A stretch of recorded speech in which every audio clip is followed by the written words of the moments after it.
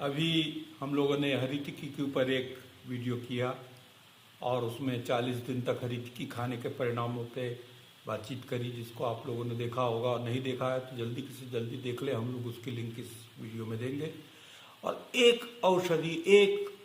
ऐसी औषधि मात्र जिसका कि प्रयोग पूरा घर भर के एक साथ मिलकर के कर सकता है, और अगर उस एक अकेली औषधि से बहुत सारे रोगों का निवारण और साथ में वो रोक भी सकती है उनको आने से। और ये देखिए, आपकी एक ही औषधि लेनी होगी, उसके विभिन्न प्रयोग हैं। कल अलग अलग तरह से उसका उपयोग करने से वो अलग अलग रोगों में काम आ रही है, और उसका नाम है हरितकी, हर्रा, हरा, अभया, है ना, शिवा।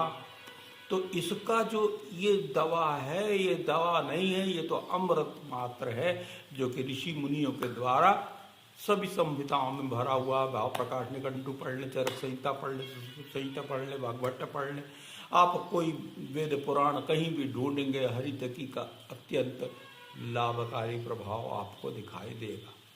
सभी प्रकार के रोग, अगर आपको ब्लड प्रेशर हो रहा तो आप ले सकते हैं, ब्लड प्रेशर कम है तो ले सकते हैं, आपको स्किन डिसीज है तो ले सकते हैं, अगर आपको पथरी है तो ले सकते हैं। कोई ऐसा रोग नहीं है जिसमें इसका प्रयोग नहीं हो सकता। बस क्या होता है कि थोड़ी थोड़ी प्रयोग विधियां बदल जाती हैं कि कभी कफ का रोग है तो आपको अदरक के साथ लेना है, और पित्त का रोग है तो आपको दुग्ध के साथ या फिर शहद के साथ, या फिर अगर आपको वात का रोग है तो फिर आप वातनाशक औषधियों के साथ, घृत के साथ उसका, गुड़ के साथ उसका प्रयोग कर सकते हैं। तो ये इस तरह से भिन्न भिन्न रोगों में, पेट के रोगों में आप मही के साथ उसका प्रयोग कर सकते हैं। तो ये एक औषधि 1000 बीमारियों का इलाज कर सकती है, और साथ में पेट का तो सारी रोगों का नाश करने वाली है, जिसको आप कहते हैं कि बवासीर कह लो या लैट्रिन के रास्ते पे संबंधित बीमारियां, उसका तो ये बिल्कुल काल रूप है, मतलब उसका तो नाश कर ही देगी, बच ही नहीं सकती है वो। अभयारिष्ट इसी से बनती है, लेकिन अभयारिष्ट कुछ भी नहीं है। अगर आप शुद्ध हर्रे का प्रयोग जान लें तो आपको कोई अरिष्ट वगैरह खरीदने की, पैसा लगाने की जरूरत नहीं है, आप अपने घर बैठे सब कर सकते हैं। अब पतले दुबले कमजोर आदमी के लिए घी के साथ प्रयोग करें, आप मोटे आदमी के लिए आप इसको अदरक के साथ में, सौंठ के साथ में, काली मिर्च के साथ में प्रयोग करें, और त्रिकटु चूर्ण के साथ भी प्रयोग कर सकते हैं, या त्रिकटु का पानी बना करके उसके साथ हर्रे की चूर्ण को फाँक करके वो ले लें आप। कोष्ठ शुद्धि जितनी अच्छी रहेगी उतना आपका मस्तिष्क भी बलवान होगा, और सब प्रकार की आदि व्याधि से बचेगा। मतलब डिप्रेशन आजकल जो हो रहा है, अगर आप पेट को अच्छा साफ कर लेते हैं, वो खत्म हो जाएगा, वो रह नहीं सकता। उसका एग्जिस्टेंस आंतों में गंदे गैसेस बना करके, गंदे लिक्विड जो बनते रहते हैं, डाइजेशन आपका अच्छा नहीं है, पेट आपका ठीक से साफ नहीं हो रहा है। अब आपके पास में गंदे रसायन शरीर में बन जाएंगे, आंतों में बन जाएंगे, वो बायो रसायन आपके जाकर के ब्रेन को क्लॉज करेंगे, उसको वो नेगेटिव, उसको ऑक्सीजन ठीक से नहीं मिलेगी और वो बीमार हो जाएगा, उदासी रहने लगेगी, थकान रहने लगेगी, बेवजह नेगेटिविटी आएगी, नेगेटिव विचार बढ़ने लगेंगे। वो सब का खात्मा आप हरितकी के जरिए कर सकते हो। अब मैंने आपको पहले कहा कि आपका शरीर कैसा है, इसकी प्रकृति का निर्धारण वैद्य के द्वारा होना चाहिए, और फिर आप उसके बाद निश्चित होकर के आप दवाई का सेवन कर सकते हो। आप मुझे फ़ोन से कनेक्ट करोगे तो भी मैं आपको बता दूंगा आपकी प्रकृति क्या है।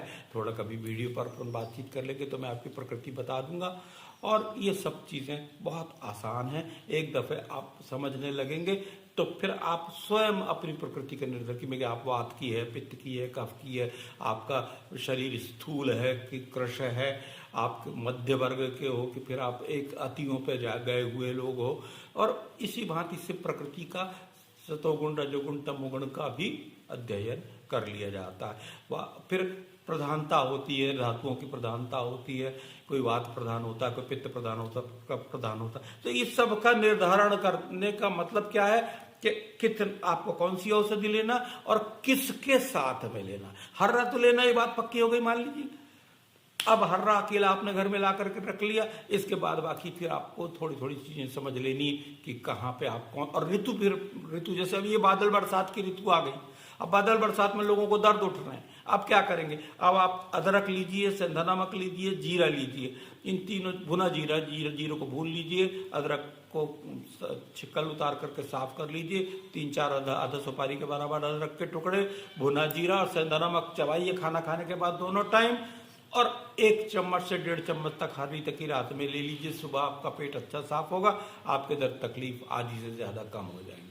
आपकी गीली सूजन आ रही तो भी यही उपाय आपको करना। ये उपाय इस ऋतु में होने वाले समस्त वात प्रकोप को नाश कर देने में सक्षम, तो कृपा करके इसको करें। और मैं ऐसे ही और चीजें लेकर के आते रहूंगा। मेरे चैनल को सब्सक्राइब करें, और मैं आपको फ़ोन नंबर भी दूंगा ताकि आप मुझे सीधे कनेक्ट कर सकें, और आप मैसेज करके यूट्यूब में भी मैसेज करेंगे तो मैं मैसेज को पढ़ करके आपको रिस्पॉन्स ज़रूर से ज़रूर करूंगा। आप अपना फ़ोन नंबर देंगे तो मैं आपको फ़ोन से कनेक्ट कर लूँगा, ठीक है।